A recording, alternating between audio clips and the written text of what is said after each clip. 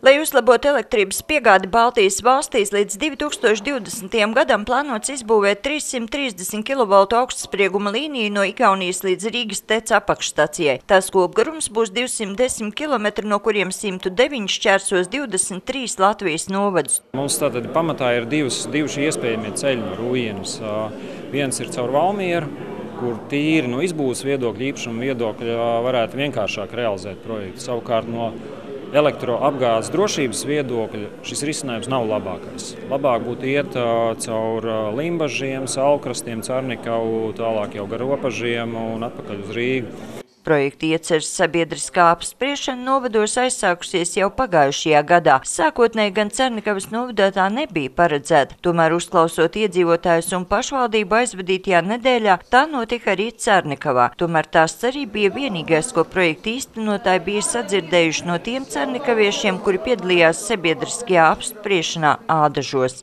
Ja jūs būtu ņēmuši vērā to, ko mēs esam teikuši, tad jūs būtu jau šobrīd neiezīmējuši šo te līniju pa apdzīvotu vietu. Jūs būtu šo trasi jau iezīmējuši kā vienīgu apspriežamo trasi, būtu iezīmējuši tos variantus, ko mēs jums piedāvājām.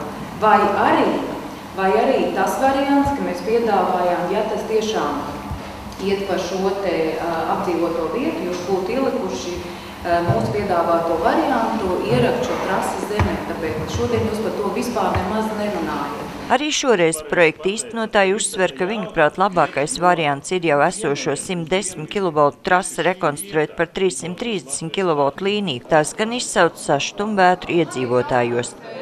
Esošās vietas noteikti neatbalsta, jo konkrēti manā gadījumā ir blakus zemes gabalam iet cauri šī esošā līnija, un ja viņi to jaudu palielina, tad loģiski apzinos, ka tas atstāja iespēju uz cilvēkiem, kas tur tuvumā dzīvo. Jā.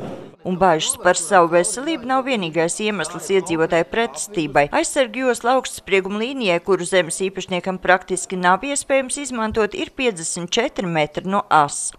Te gan uzreiz ir jāpiebilst viena lieta, kad mūsu zemes gabali nav lieli, tie ir 500–600 kvadrātmetri, un šajā gadījumā zaudēt 100 vai 200 kvadrātmetrus, tas ir vairāk nekā nopietni.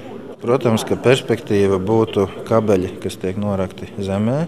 Kur īpašumi tiktu skarti, projekta īstenotājs paskaidrot nevar, jo tehniskais projekts tiks izstrādāts vien 2016. gadā. Arī par to, vai būtu iespējams kabeļus ierakt zemē, skaidrības nav. Tāpēc iedzīvotāji uzskata, ka šādai sabiedriskajai apspriešanai īsti jēgas nav. Un mēs vēlējāmies vairāk detalizētu šo apskati redzēt. Tieši konkrēti, kur ies tas kabelis, vai viņš ies pa veco līniju, vai viņš tiks kaut kur apies apkārtām mājām, jo tas mums ir ļoti būtiski. Projekta īstenotāji skaidro, ka tāda esot likumā noteiktā kārtība. Šobrīd mēs cenšamies saņemt visas iebildes, ieteikumus, ierosinājumus, ieteikumus citiem risinājumiem, jā, nē, un tos apkopojam, lai izstrādātu šo konkrēto novietojumu. Tāds ir mērķis. Nevis otrādi, ka mēs šodien nākam konkrēti ieceru un tagad būs tā, un ko jūs sakat par to, tas nav galīgi tā. Ir otrādi. Iegūms no elektropārvades līnijas izbūves būtu lētākā Ziemeļvalstu elektrības nonākšana Latvijā, bet garantija, ka par elektrību nākotnē tiešām maksāsim mazāk, dota netiek. Savus iebildumus 100 miljonus eiro vērtās līnijas izbūvei iedzīvotāji var iesniegt akciju sabiedrībā Latvijas elektriskie tīkli līdz šā gada 28. februārim. Sandra Leitāne, Andris Spāns, TV Spektrs.